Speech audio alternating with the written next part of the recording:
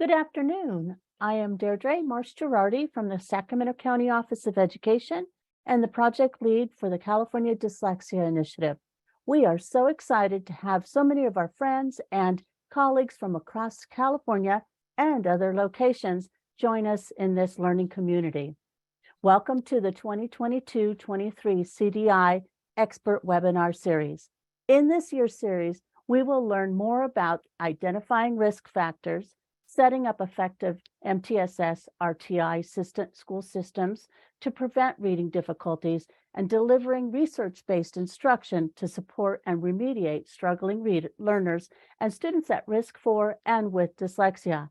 Today, we are excited to feature Dr. Lillian Duran.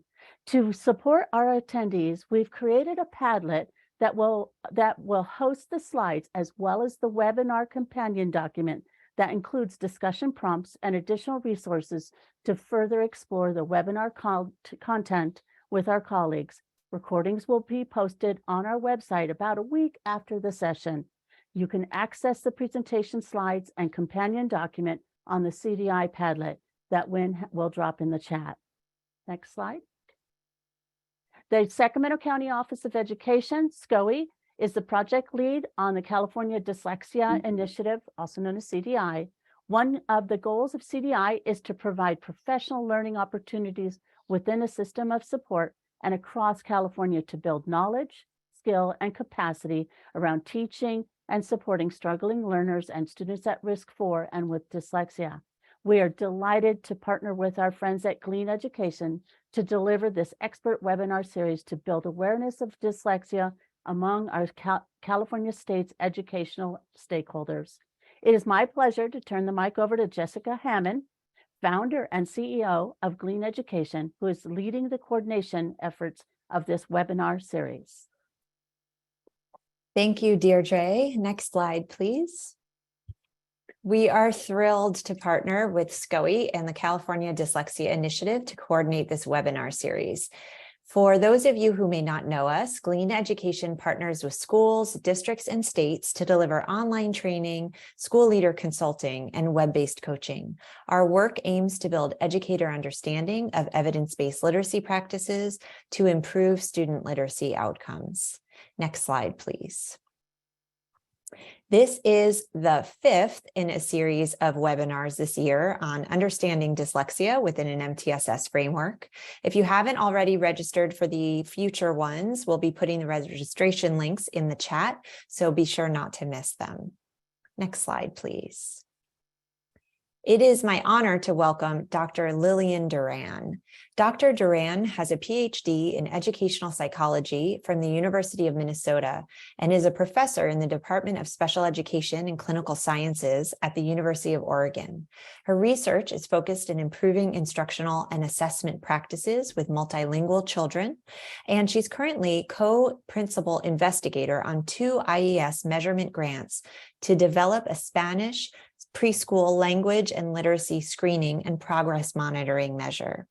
She has a focus on preparing master's and doctoral students to serve culturally and linguistically diverse populations with a focus on equity.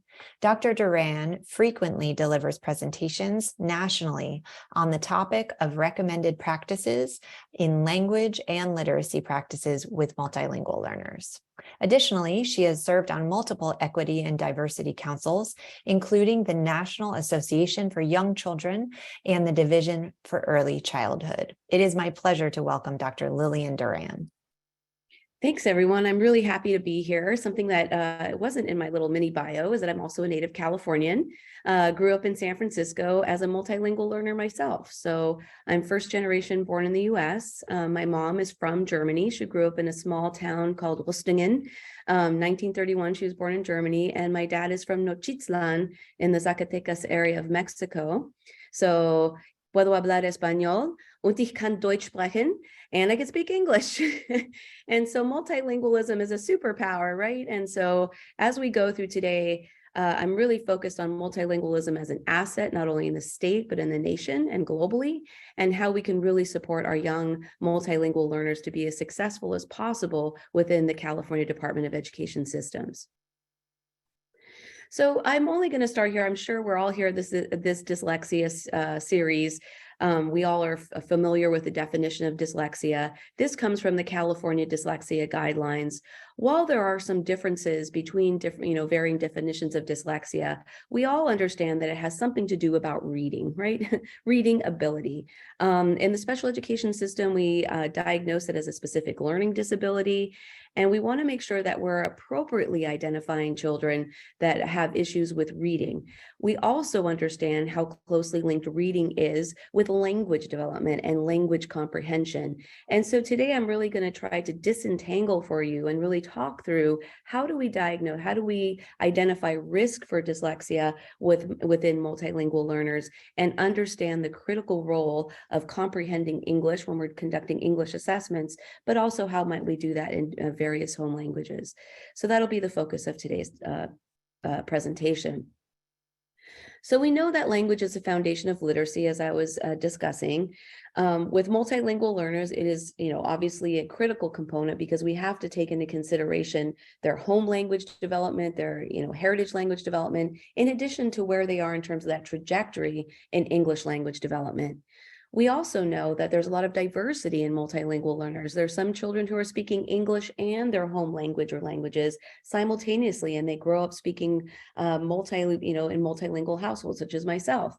Other children come to school where kindergarten is really, or preschool, is their first formal introduction to English, where they have the requirement to understand English and produce English in naturally occurring communicative contexts.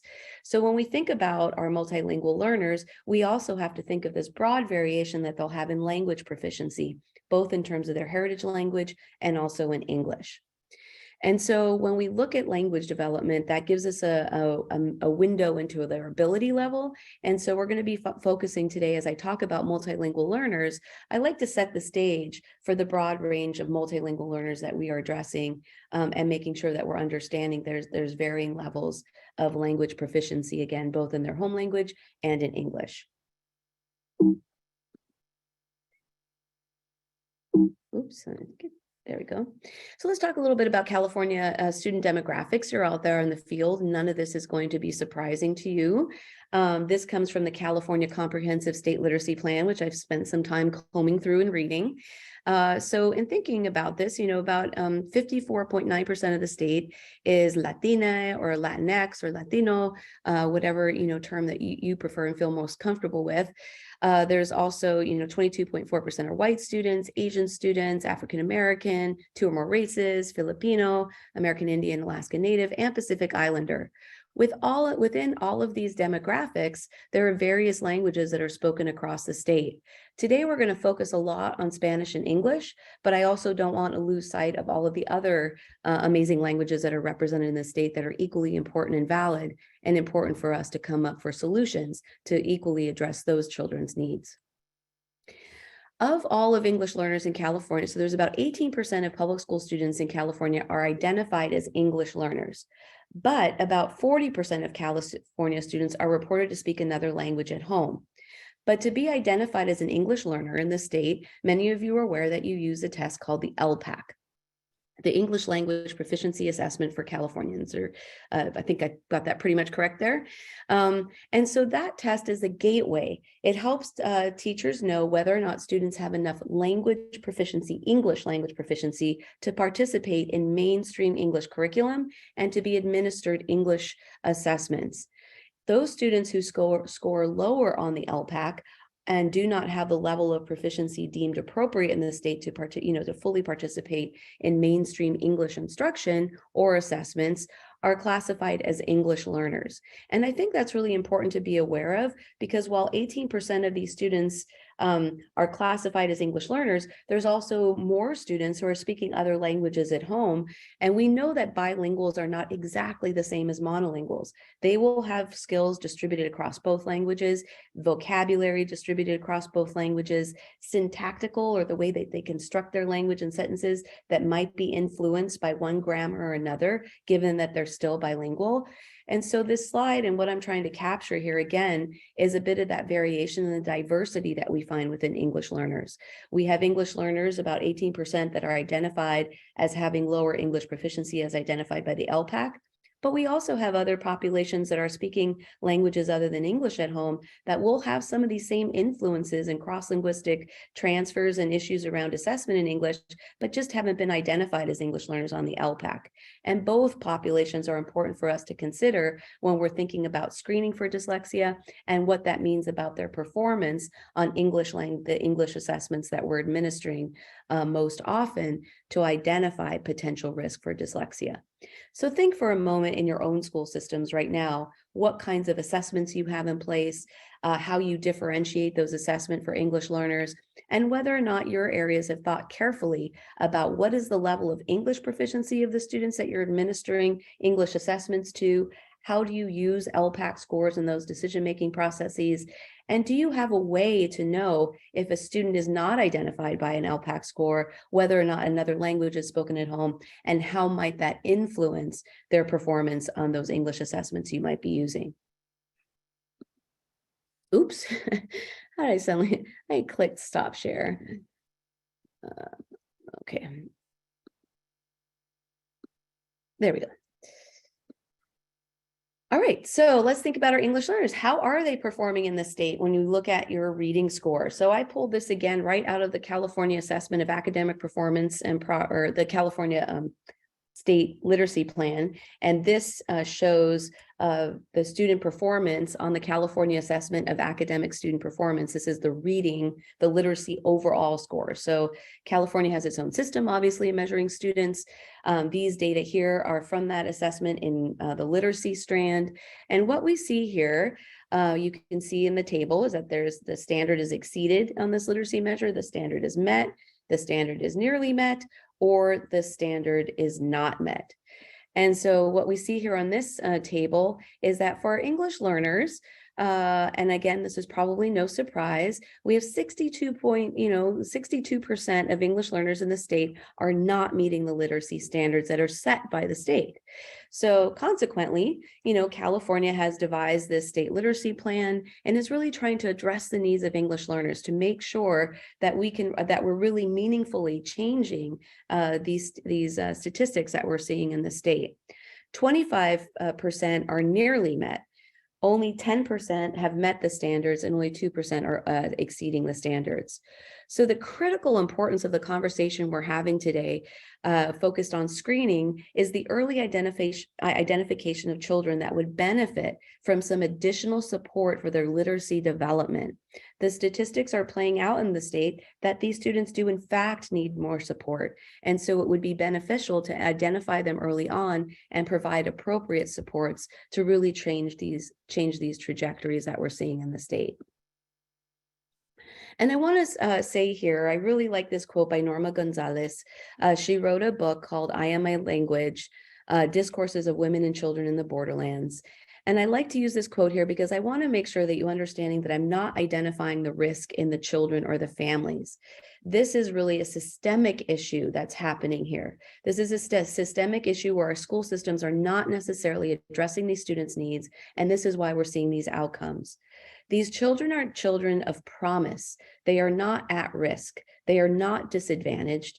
Their struggle is the struggle of children everywhere to grow and develop in a world that is sometimes confusing, sometimes harsh, sometimes ambivalent, but within which they are uniquely endowed to grow.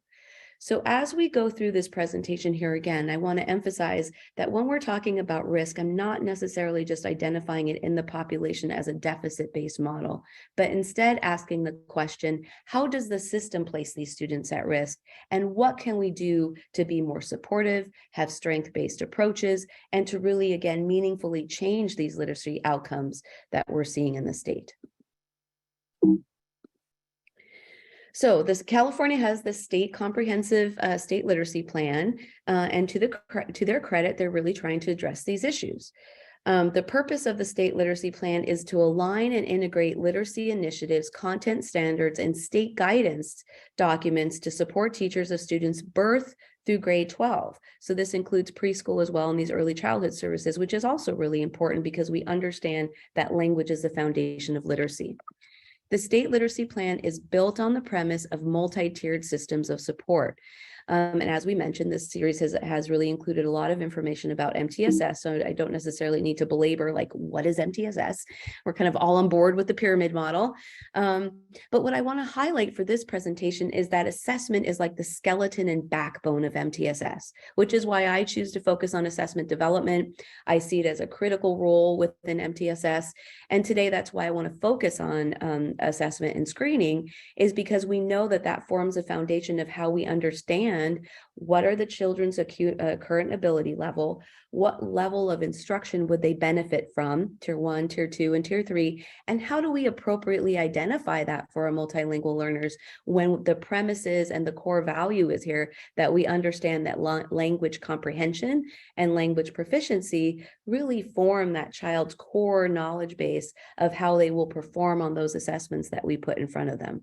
So with this in mind, I hope it all ties together why we have this focus today on screening and assessment within multi-tiered systems of support, and how that ultimately translates into what interventions and instructions we'll offer to these students and how effective they might be in the long run.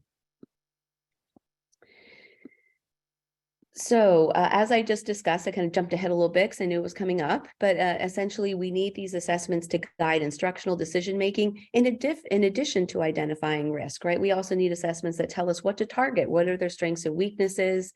We can also use assessments to indicate whether or not they're making adequate progress for progress monitoring, and also down here, you know, in thinking about determining risk for reading problems or dyslexia.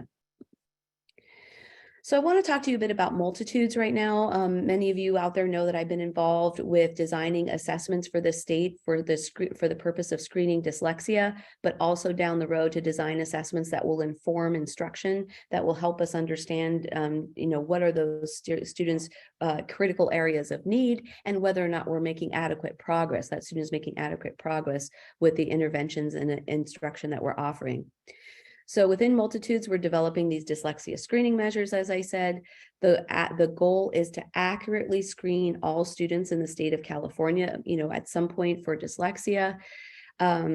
Clearly, with that goal in mind, we always have to have that focus on diversity within the state of California in mind, and understanding the approaches that will be appropriate for all children. A one-size-fit-all approach is not what we're aiming for. Rather, we're aiming for tailored approaches that we know will be specific with certain populations. The goal is to identify students' strengths as well as their areas of need, and we're developing follow-up assessments. So once you screen for dyslexia, then a deep dive into what are those students' needs, what areas, is it alphabet knowledge, is it phonological awareness, is it decoding, is it more of a language issues that they need, so that we can provide teachers with real-time tools to really help them do a better job of targeting their instruction. And we're also working within a range of instructional environments so that we can support meaningful recommendations across 90-10 programs, 50-50 programs, English-only programs. That, you know, we know that these children find themselves primarily in English-only programs, but I applaud the state for their movement toward more bilingual programs. And I really hope that those programs increase in the state to really support these students both in their home language and in English. So now I'm going to talk to you a bit about the critical role of language proficiency. Language proficiency really hones in on this idea that as multilingual learners develop, they have strengths in their various languages, and various languages might have certain dominance over time. And much of this dominance in early childhood is influenced by the amount of exposure that that child has to that language at that given time. Children are highly malleable. And so once they begin, so let's give an example here, right? We have a child who primarily speaks Spanish at home. They enter a pre-K-20 program. It's primarily English. That child's language proficiency can shift fairly rapidly if they're immersed in English for 8 hours a day or 6 hours a day and coming home to speaking Spanish, but rapidly they'll start acquiring more English, maybe trying to use more English at home as they're using English in school. And so the idea of language proficiency is quite fluid, especially early on in a child's development. As I mentioned earlier, in California, once children enter the structured school system in kindergarten, they're given the LPAC in order to determine English language proficiency, but we don't really have measures to look at Farsi language proficiency or Spanish language proficiency or Somali language proficiency. And so we really have to think carefully about how do we gather information from parents. I'm going to show you a tool that I use here in a few slides, and think about the critical role how that undergirds their performance on the assessments that we administer.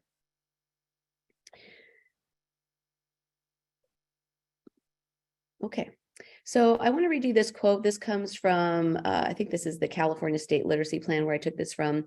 The languages and cultures English learners bring to their education are assets for their own learning and are important contributions to learning. Sorry, let me move this to learning communities. These assets are valued and built upon in culturally responsive curriculum and instruction, and in programs that support, wherever possible, the development of proficiency in multiple languages. So in our work, I want to emphasize the asset-based approaches that we have. We're not only designing assessments in English, but we're designing assessments in Spanish. We have a team working in Mandarin. And as we continue on this journey, we hope we can have assessments in more languages. Obviously, this all takes time, but we want to show how our work aligns with the California State Literacy Plan and the fact that we want to support multilingualism. So here are some important considerations in screening for bilinguals. We want to take into consideration the child's home language exposure, the amount of English and the amount of home language or languages that they're exposed to, the language of instruction they find themselves in, what language is used for reading instruction. This is critically important when you're using reading-based measures. You want to make sure that it's mapping on to the language that children are actually instructed to read in. And then taking careful consideration of cross-linguistic transfer. Children who are bilingual or multilingual will draw all of their language resources when they're tackling various assessment problems, especially in language areas, receptive and expressive language. And so we want to make sure that we're taking that into consideration in our measurement paradigms. So first, let's talk about home language exposure. So how much Spanish and English are children exposed to at home, or insert whatever home language there? What language skills are children entering school with, and how might that impact their reading development? So here's a tool that I have used in our IGD research, the Individual Growth and Development Indicators. Over the last 12 years, I've been involved in preschool measurement design and in Spanish and primarily in Spanish, but also looking at how bilinguals perform across English and Spanish measures. And we use this tool to have parents report on how much English, how much Spanish, and across a day. This is built for a preschool population in that we're looking at morning routines, early afternoon, mid-afternoon, and then evening to bedtime. And parents reported whether they're using Spanish, English, or both during these time blocks. You can see here that we also divided it by what languages children are hearing and what they're speaking. So, there's a typo there. The second block should say speaking. And then Monday, so this is Monday through Friday and Saturday and Sunday, and then Monday through Friday and Saturday and Sunday, what they're hearing and what they're speaking across the weekdays and then the weekends. What you'll notice here, or something I want to highlight with this model, is we've run analyses and looked at what were the most predictive time blocks in this matrix. And what we found is that the weekends were actually the most predictive of children's language performance in Spanish and English on the IGDs rather than the weekdays. Now, again, I'm talking about a preschool population, but I think something like this, some nuanced approach to gathering more information from families about how much of their home language, how much of English is being used at home, what language is the child hearing, what language is the child speaking, could be beneficial to understand more about how would you expect their performance to be in English, Spanish, or whatever other language that child speaks, whatever assessments you're administering. So again, as a practitioner point here, thinking to yourselves, how do we gather this information from families? Do we currently do this? Is it meaningful? Do we incorporate it into our assessment plans in any way? Or how might we begin to use some of this information and gathering more information from families so that we could understand more about children's home language exposure rather than just a checkbox in understanding that another language is spoken at home, but we don't know how much and how much English. So we have that, profile of home language, how much is being spoken at home, and then that child finds themselves in our instructional settings. This week, I had the pleasure of going out to Freedom School out in Watsonville. That was a fantastic dual language school. It was amazing to hear Spanish coming out of the classrooms. There was Spanish all around, written all over the school. Absolutely loved it. We were doing Spanish language and literacy assessments with the kids, and they're just excelling. And it was just really exciting to see that. Sometimes we go into English only environments where we also were, assessing kids, and kids are more reluctant to speak Spanish in that setting. We get them into a different room and we have to prime them to pull out the Spanish because they've been speaking English all day long. And so this idea of language of instruction has a profound effect on what language the child will see is appropriate to use in that context, how they might perform in that context on Spanish language assessments if the whole day and the whole environment has been primarily English speaking. And obviously, it'll have a influence on their reading assessment. If they're only taught to read in English, we cannot assume that they know how to read in Spanish. They might have Spanish language skills that they're learning at home. But in order to be able to read in a language, you need some sort of instruction to teach you about the orthography, the letter sound correspondence, how to put those together, how to, so obviously, when you're thinking about a nuanced approach to assessment, you have to understand the difference between language assessments and literacy assessments and how the school language of instruction will impact that. So a few things to keep in mind, that if the child is in English only classrooms, we have found through research that often Spanish language development will either plateau or potentially decrease over a year because children are allocating so many of their resources to learning English and being in these English only environments that they might not have the same trajectories in their Spanish language development as a child that's in a dual language program where their Spanish language and literacy skills are being supported. So in terms of answering some of these big questions that I know are really critical to you out there in the field, is like, what language should I assess this child in? What makes sense? So I have these assessments that are available to me. Some of your school programs, here's another, practitioner moment for you to reflect. What languages of assessments do you have now? Do you primarily use an English only assessment model? And if so, have you considered how that might impact those English learners that have lower English proficiency? Do you accommodate in any way? Do you carefully consider the scores that they achieve and why might they have achieved those scores in English given their language proficiency?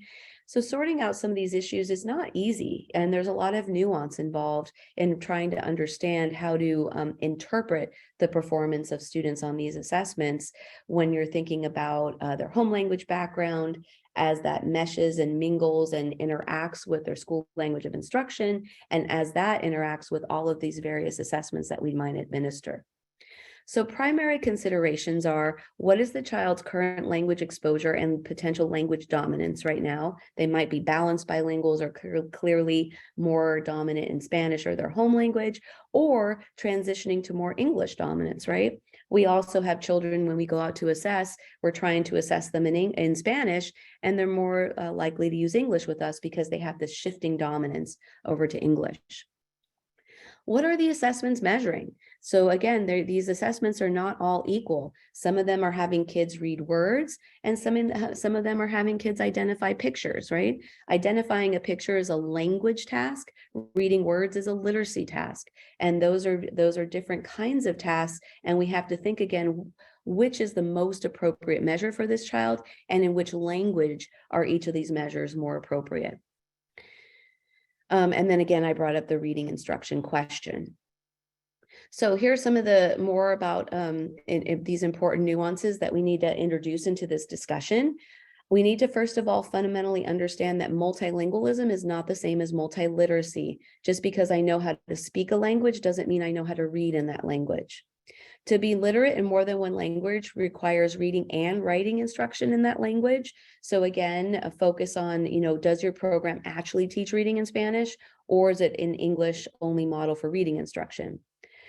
Therefore, if you're serving multilingual learners in English-only instructional settings, reading measures in Spanish might not be appropriate, right? Those children will underperform on those reading measures because they haven't been instructed to read in Spanish. But language measures in Spanish for our children who are more dominant in Spanish will be incredibly important for you to have an understanding of their ability level and what they know in Spanish. In dual language instructional environments, really assessment in both languages is necessary. These kids are growing in both languages, and if they're giving reading instruction in both languages, then a dual language battery of reading measures might be appropriate to administer so that you could see their baseline performance in both languages, their growth in both languages in terms of their reading performance. And also, if we're identifying risk, we need to understand that child, if they truly have risk, they will show risk in both languages and not just one. That's something, again, my background is in special education. For 9 years, I conducted assessments for special education eligibility. And one of the hallmarks, especially of language delay, when you're looking at multilinguals, is language delay will show up in all of the languages that they speak, because children don't pick and choose how they're going to display or manifest that language delay. It will show up in all. The same is true for dyslexia. If they have a risk for dyslexia, that will show up in the various languages that we might test them in. It's not just in one language or the other. So this is why in dual language instructional environments, where you have kids who are growing proficiency in both languages, the recommendation is really to assess in both, that will be much more predictive of risk than in one language in isolation. So I wanted to follow this up because I know that's a lot of information, and it has really practical importance, and maybe not the way that we've looked at this before. We often just say, okay, we'll choose what language you're going to assess in. But those of us who are researchers in this field understand that there's a lot, many more factors that we need to consider to make these decisions. So let's start with a little case study one, Alfredo. Alfredo speaks Spanish at home. He's in 1st grade and is more dominant in Spanish than in English. He is in English-only 1st grade classroom, and it's time for the school to conduct dyslexia screener. They have an oral language, a phonological awareness, and a word reading test they will be administering, which is pretty common across these screening measures. So what language or languages should we use for assessment? So think for a second to yourself based on what I said. Like, what would you think? Take a second. Well, since Alfredo is more dominant in Spanish, it makes sense to conduct the language portion of the testing in Spanish. So if we're using, say, an expressive vocabulary measure, we do that in Spanish. The phonological awareness task can also be conducted in Spanish because he'll be more familiar with the words and the task. And what we know is that phonological awareness skills between English and Spanish have a nice relationship. They're correlated, such that if a child can do alliteration or blending or elision in Spanish, they're likely to be able to do that in English, because we consider that a metalinguistic skill. They can manipulate sounds, they're hearing first sounds, they're hearing end sounds, they're able to remove sounds.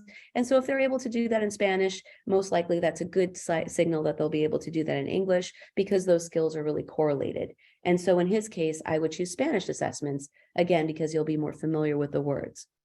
However, given that all of his literacy instruction has been in English, I would use the English word reading skills, but with the caveat and the interpretation that he's still beginning to, still working on mastering English, and he might not perform very well on that word reading measure in English because he's just learning to read English. So if his skills were really high in expressive vocabulary in Spanish, his skills were above benchmark in phonological awareness in Spanish, but his word reading was really low in English, then I would understand that Alfredo needs some more time. He needs some more time to learn English. He needs some more time to master those skills, and then a word reading measure in English would be appropriate. But if his skills in Spanish are strong, then we know that we probably have less reason for concern. So this is just one case study of how we start to think about understanding risk, taking language into consideration, and language proficiency and language of instruction. So let's talk about case study 2, Alejandra. So Alejandra also comes from a Spanish-speaking family, and her dominant language is also Spanish at home. So I wanted to have a parallel kind of case study here, but she's in a dual language academy. It's different. And she's receiving reading instruction in both English and Spanish. So it's time for them to conduct dyslexia screening. They have an oral language, phonological awareness, and word reading test. What should we do for Alejandra? What would be different for her?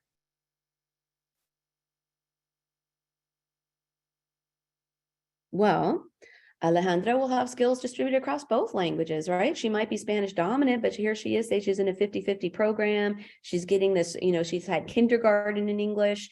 Now she's in first grade. She's getting this 50% in English. So really for her, the profile is assess in both languages. See where she is at in both languages. Just because she's learning both doesn't mean she'll have equally distributed skills. And for a child like this, you would use her best performance. You would assess her in both and take her best performance and see, where she is in terms of her skill development and how that's distributed across both languages. When possible for the language assessments, you would use assessments where conceptual scoring is available to you, meaning that you could score both languages at once.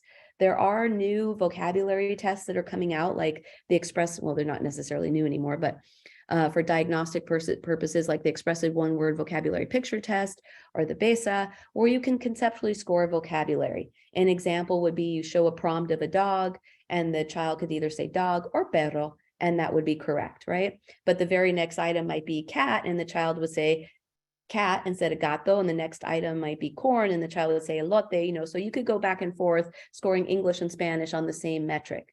In the Multitudes project, we are working right now on a vocabulary measure that can do just that, so that teachers can effectively and efficiently measure bilingual vocabulary in one setting. So we're coming out more and more with these conceptually scored measures, again, recognizing that bilingual or multilingual children are not two monolingual squished into one. They are unique in that they will draw on their linguistic resources as they're going through. And it's a very facile kind of cognitive process they're going through in terms of retrieving that vocabulary. And in fact, the more bilingual a child is, that language center, those languages are stored together. So it only makes sense that they would be drawing from those resources.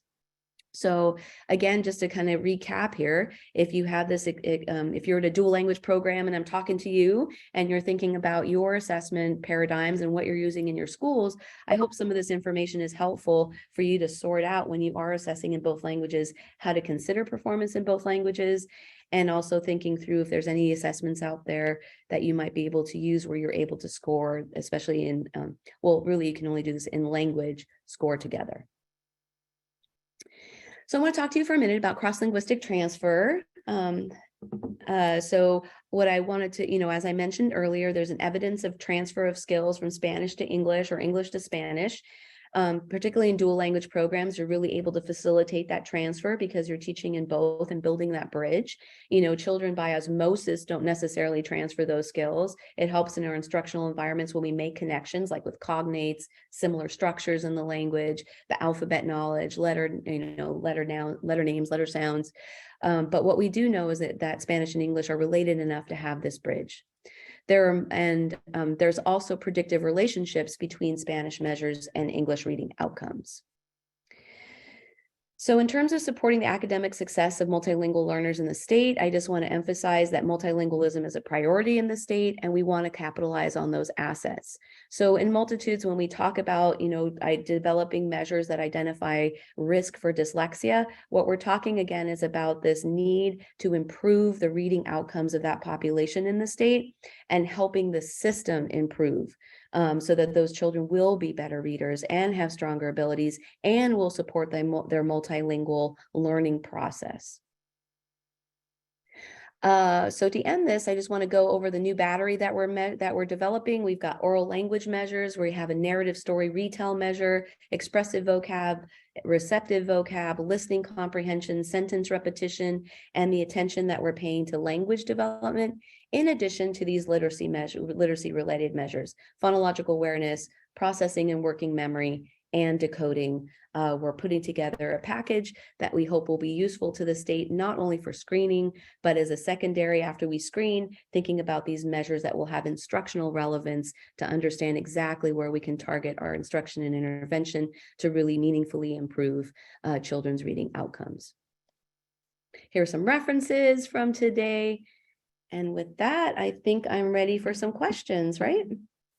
All right. Thank you, Dr. Duran. Yes. And what a wonderful presentation. Gave us a lot of insight on dual language learners and how to support them. And I'm excited to delve into a few of our participant questions.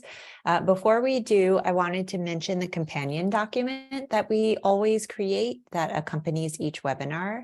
And the webinar companion document includes prompts to discuss after attending the webinar and additional resources to further explore the webinar content. Many people are using these as guides for PLNs, and it seems like it's proving really effective. You can find the webinar companion documents and recordings at scoe.net/CA dyslexia. A reminder to put questions in the chat if you have them for Dr. Duran. We're going to be turning over to questions very shortly, but I will have you show Dr. Duran the last slide, which will have our survey link. And we would love for you guys to fill out the survey while we're asking Dr. Duran your questions. And the link is also in the chat for the surveys. So the first question we received from participants is, how can I help students who have difficulty in English as a mother tongue? So they're struggling already with English as their language, but they're studying Spanish as a foreign language. Do you have suggestions or tips for that?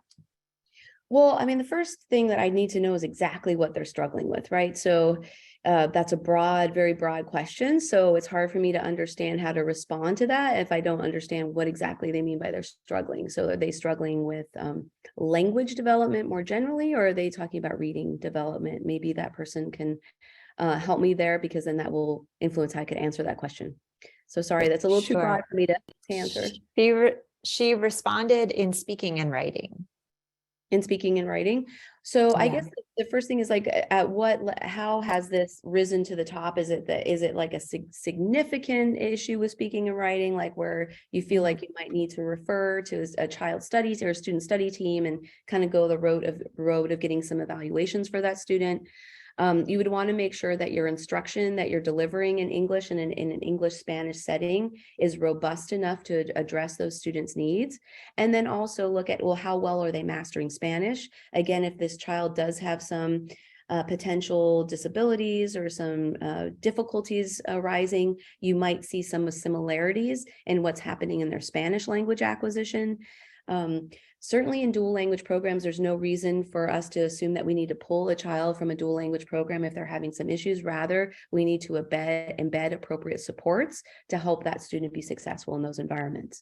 So thank you so much. And there was further clarification, which I think is pertinent to this webinar series as well. She explained that this is specifically a student with dyslexia who's in 5th grade, but trying to learn a foreign language. So if you could just speak to that as well. Yeah. And so what I'd say about that, again, I think it just reinforces the point that I was making earlier, that if she's experiencing these dyslexic symptoms in English, she will experience those in Spanish. And so a lot of the same strategies that you would use would manifest across both languages to really support her literacy development. To get into all the specific strategies in this webinar is a little much for me to do, but I would emphasize that it's not uncommon for these issues to bubble up in both, like I said, in both languages, especially since she already has the diagnosis of dyslexia. But it's really important that appropriate supports are offered, and hopefully there's some resources in the building for that through the special education that would support that. Okay, wonderful. Can you speak a little to dyslexia screening itself? You mentioned Multitudes screener. Can you tell us which measures teachers should be looking out as part of this comprehensive kind of screening? And you pointed out the layer of supporting multilingual learners with this. Is that something that has to be activated on these dyslexia screeners, or is it meant to be just built into it to support teacher screening? So it's kind of two questions. Okay, number one, so the information about exactly what will be in the dyslexia screener of Multitudes is not yet released. We're still running some of the psychometrics behind the scenes to make sure that we have the most predictive measures. So we've been testing, close to 5,000 children. And we're looking at which measures are most predictive of word reading outcomes. And so we're looking at some different models right now, and we're very close to making those decisions. We have developed also very sophisticated decision-making trees for if this child is a monolingual English speaker, they speak Spanish and English, they speak languages other than Spanish and English, they find themselves in English only, 50-50, 90-10. So when we release this to the state, we're going to have this decision tree that hopefully helps teachers make decisions about what would be the most accurate approach to dyslexia screening for that child, because we understand that the teachers are going to need to know, to have guidance to know what measures should I select in what language, given this child's language background and given the language of instruction. And so we are behind the scenes thinking through all of those issues, and hopefully we'll have enough guidance and support to direct that. Wonderful. A question came in concerning phonemic awareness assessments or phonological awareness assessments. Are there PA assessments available in Spanish? We currently use David Kilpatrick's PAST. If so, if there are available, where might we go to find them? All right, so there's a couple different phonological awareness assessments that are available in Spanish. It depends what you want to use it for exactly, but the test of phonological awareness in Spanish, the TPAS, is aptly named. It is what it is, but you could look that up. The TPAS, it was Riccio is one of the authors. I can't think of the other. Hasbrook might be the other one. But that's a measure that's been around for a while. I know of a preschool measure called the BAPS, that's by Carol Hammer, but that's only for preschool. And then I believe the Woodcock-Johnson reading achievement battery might have a phonological awareness measure in it. And so does the SELF, the Clinical Evaluations of Language Fundamentals, I believe also has a phonological awareness measure embedded in it in Spanish. Multitudes obviously will be released here soon, and then we will have our phonological awareness measures available in Spanish as well. Fantastic. Any advice about supporting students who may be trilingual or more to some degree, such as Indigenous speakers of Mom, whose community language is Spanish as they newly learn English? Yeah, this is a really interesting and important population and growing population across the west of US. In fact, in Oregon, we're seeing dramatic increases in the Mom population. And one of my colleagues, Gabriela Perez, does amazing work in Oregon, where she, and maybe I can share this with you and you can post it, she has maps of where these different indigenous languages of Mexico are from.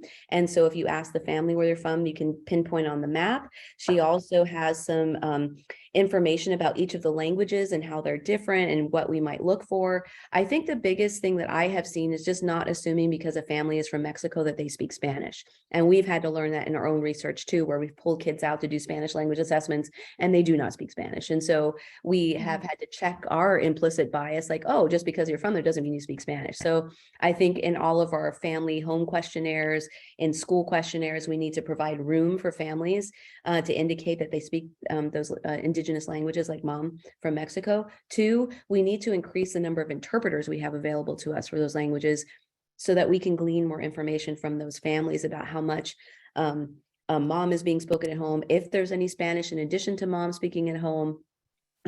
So I think our systems are not very well equipped just quite yet for these populations. And I certainly don't have assessment solutions for Mom, right now. So I think what we are doing for languages other than Spanish and English and a little bit of Mandarin right now, where we have some early measures, is we're going to be developing checklists so that teachers can use them with interviewing families to get more information, for looking at student progress over time. But Mom is certainly on my radar as a population of interest in the state and something we need to develop more resources for.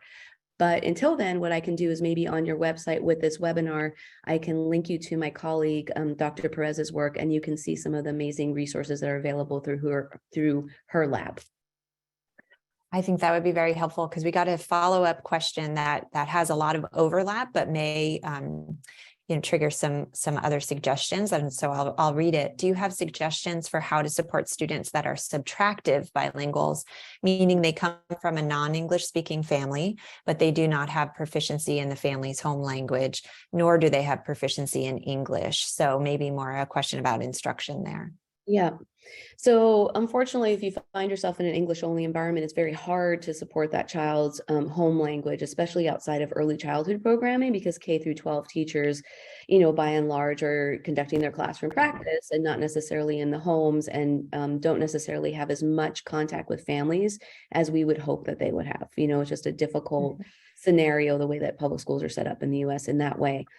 But I would encourage you, for teachers to emphasize the importance of bilingualism, support, whenever you are meeting with families, supporting them and supporting their child's home language development. One thing that I worked with in Minnesota that was quite helpful to families is I worked with local public libraries who started, they called it language of the heart reading times, and they would find local community volunteers to come in and do story time. And in Minneapolis, it was Somali, Hmong, and Spanish, and Ojibwe. Actually, those are the 4 languages that the public libraries did readings in. I think this is where we have to think creatively and start thinking about community partners to help that child begin to continue their home language development while they're also gaining English language proficiency in our programs. We don't want to give up on their multilingualism. Instead, we want to think creatively about how to support both languages and their development of both languages. Unfortunately, this is a situation that multilingual learners find themselves in more often than those kids who have both languages supported in a dual language program. So I think we need to do a lot more thinking overall about what we're doing to these children's language development in English only programs and how we can do more to support their multilingual development. Thank you. How do you evaluate and account for the breadth of language in the home setting? That is, for families with parents who did not acquire reading or literacy skills, or families who do not use academic vocabulary? I'm not sure what the question is in that.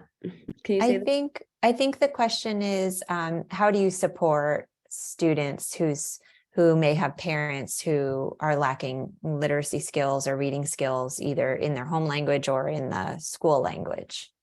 Is there something that can be done to support those students and the families? Yeah. So, I think number one is just really high quality instruction in your classroom. I think number two is having high expectations for that students. There are various reasons that families don't have access to literacy education. If you take my family and, as an example, my mom has less than a 3rd grade education because she grew up during World War II in Germany, right? My mom barely reads, and it doesn't mean that needs to limit that child. Often materials are being sent home that I had to read to my parents and be that advocate in my household.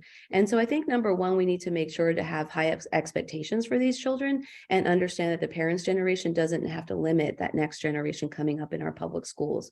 Number two is just offer them the best of the best, offer them that really high quality literacy instruction so that they can have high literacy rates and again, be that next generation that are solid readers and able to access information in such a complicated world that we live in. So, and then number three, make sure the outreach to the families at an appropriate level. Do we have interpreters available at meetings? Are we not just sending things home in a written form, but are we able to call families? Are there ways that we're leaving messages for families so that they're not left out of this important homeschool bridge simply because everything that we're communicating to them is in a written form? So I think there are different various mechanisms that we can use, but I think number one, whenever I receive those questions, is to make sure that we're not placing any limitations on that child simply because their parents are not literate. How does a student being an English language learner affect their ability to qualify for special educational services through specialized academic instruction? Does a student need to show a certain level of English proficiency to qualify? Oh, I love this question. No, the answer is a firm no. We in special education, our laws explicitly state that we are supposed to assess in home language or the languages that are likely to yield the best results, the most accurate results from that child. That nowhere in our law does it say a child has to reach a certain level of English proficiency before they will qualify for special education services. Also, there's nowhere in law that says there's this silo where a child can only receive special education services or only services directed toward English learners. They can receive both simultaneously. And in fact, for an English learner, it's beneficial to have both on their team so that we can really address that child holistically. Think about all of there's about of any population of children, about 10% will in the United States will be found to have some educational disability within the 13 categories of special education that we have in the United States. And so it's important for us to move forward with those evaluations if we really feel like that child is challenged, has a learning challenge, and to have a special education team that knows how to conduct assessments, both in that child's home language and English, interpret performance, and look at the need for special education services. And the one last thing I'll say in special education, while we do use standard scores and looking at children's performance on these standardized assessments, we also know that once we translate an assessment, or if that assessment wasn't normed on that population, we have to use clinical judgment and clinical decision-making of the special education team to determine eligibility. So it's not a score on a single test ever that is supposed to qualify a child for special education. It's a team decision and multiple points of data. And so that also has to be really clear. Wonderful. Thank you for clarifying that. Mhm. Can you speak to the importance of teaching the language comprehension strand for supporting students who are multilingual learners? So in thinking about language comprehension, the unfortunate fact is that many English learners who have limited English proficiency spend a lot of their school day with incomprehensible input, right? So they're spending time in a language that they don't understand. They're trying to master the language. And in the meantime, they're missing the content that's being taught in that classroom. And so it's critically important to understand that while we may be able to teach decoding and these discrete literacy skills, ultimately children need to have the language knowledge, the depth and the breadth of vocabulary, the understanding, the use of syntax in language, to be able to be good comprehenders after we get them, as we're working on decoding, we also need to be working on comprehension. And comprehension absolutely is embedded in language development. And so in thinking about language comprehension, in all lessons that you're targeting with English learners, you have to have a component that is focused on English language development, this planned language acquisition, where you understand that in order to be successful in this lesson, the child also needs to have this foundational language information to understand what's being taught in the lesson. So I think in our programs, definitely in our teacher prep programs and in professional development, we need to focus a lot more on how teachers can embed language development within all of the areas that they're teaching. Wonderful. I think we have time for perhaps one last question. There was a question saying, are we obligated to provide special ed services in a student's home language or just testing? Oh, that's another great question. I love that question. So the law doesn't exactly specify that we have to provide. Let me just answer this from a professional standpoint. Let me say that first. I think it's absolutely imperative that we offer special education services in a child's home language if the deficit has been identified in their home language. So say you assess the child in Spanish, you've identified a language delay, a cognitive delay in Spanish, and then what logical sense does it make to give services in English to a child who does not understand English? I understand in practice, we do that all the time. Again, I was a special ed teacher for 10 years. I work a lot with special ed districts. So I understand that's often the situation we find ourselves in because we're like, well, we don't have staff who speak that language, or we're not able to offer it. So from a clinically important, from a clinical point, of course, it makes sense to offer services in the language that is likely to yield the best results, right? That is likely to have the best outcome for that child, that is likely to support their growth the most. And I would think by de facto that it has to be in a language that they understand. So the law is a bit unclear in that. What it says is that we're supposed to, definitely assess in the home language and then offer services that are beneficial to the child. But no, it doesn't specifically say in their home language anywhere in the law itself. But, the spirit of the law is that those services are supposed to be evidence-based and they're supposed to be a good match for that child. They're supposed to match to that child's needs. We do have one more question that we have time for. So I was just going to ask this last one. Following up on special education, the question asks, what about the 1% to 2% of students who enroll in school without any language?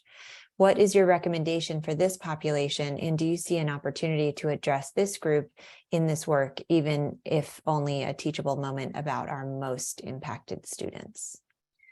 So if you're referring to children who are nonverbal, I think that's what this question is about, so for children with more moderate to severe disabilities, again, if I'm familiar with working with that population, what I always talk about there is functional communication, right? Really think about the quality of these children's lives and who they interact with the most.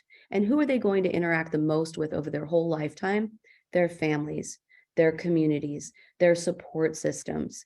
And so unfortunately, we often gear a lot of our services toward the professionals that they'll interact with, which is a blip in time in terms of their whole lifetime. I'm their kindergarten teacher, I'm their first grade teacher, I'm their second. You will come in and out of their lives. And yet we privilege English often in those settings because it's the language of the provider, but not necessarily the language that will be most meaningful to that child for functional communication across all of their natural settings. So when you think about children who are nonverbal in our school programs and special education, we offer visual symbols, we offer talk, and all sorts of augmentative and alternative communication sources that can be programmed in multiple languages. And I think more and more, we really need to become in tune with that child and see them over the lifespan, and thinking about how we can program and make these vehicles that we have in place for communication for nonverbal children, and make sure we have a multilingual approach to those services as well. Perfect. Well, Dr. Duran, thank you so much for answering our questions today and your wonderful presentation. I thank you on behalf of Glean Education, the Sacramento County Office of Education, and the California Dyslexia Initiative. And thank you to our wonderful attendees who take the time to spend an hour with us after their busy days. We look forward to seeing you all at the next webinar with Dr. Carol Tolman on word recognition in a structured literacy approach, and that's on March 9th, 2023. Please register for that event, and the link is in the chat. Thank you so much and have a wonderful afternoon. You take care. Thank you, Dr. Duran.